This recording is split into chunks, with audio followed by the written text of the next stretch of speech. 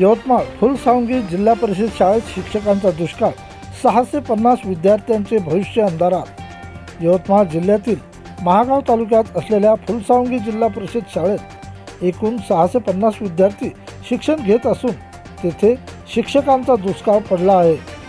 येथील जिल्हा परिषद माध्यमिक विद्यालय अपुऱ्या शिक्षकांचा अभावामुळे विद्यार्थ्यांचे शैक्षणिक भविष्य उद्ध्वस्त होण्याच्या मार्गावर आहे।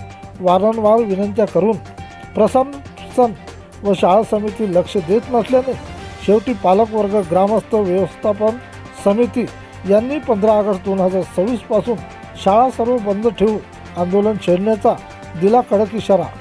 फुलसावंगी परिसरात मुख्य शैक्षणिक केंद्र असून येथे 5वी ते 10वी पर्यंत 650 विद्यार्थी शिक्षण घेत आहेत। या शाळेसाठी एकूण 17 शिक्षकांची पदे मंजूर असताना सध्या केवळ 6 शिक्षक आहेत। तब्बल 11 शिक्षकांची पदे रिक्त आहेत। त्या 7 शिक्षकांपैकी 5 शिक्षक आहेत।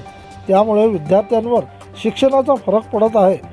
25 ते 20 मध्ये 4 शिक्षक मंजूर झाले असून परंतु एकच शिक्षक भरला आहे। शाळेत शिक्षण कमी, अभ्यास कमी, फक्त पास होण्याची हमी। त्यामुळे येत्या 15 ऑगस्ट पूर्वी शाळेचे रिक्त पद न भरल्यास ग्रामस्थ व पालक यांच्या वतीने 15 ऑगस्टपासून शाळा बंद करण्यात येईल।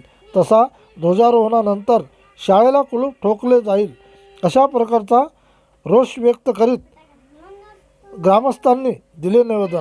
प्रतिनिधी विक्की भिसे।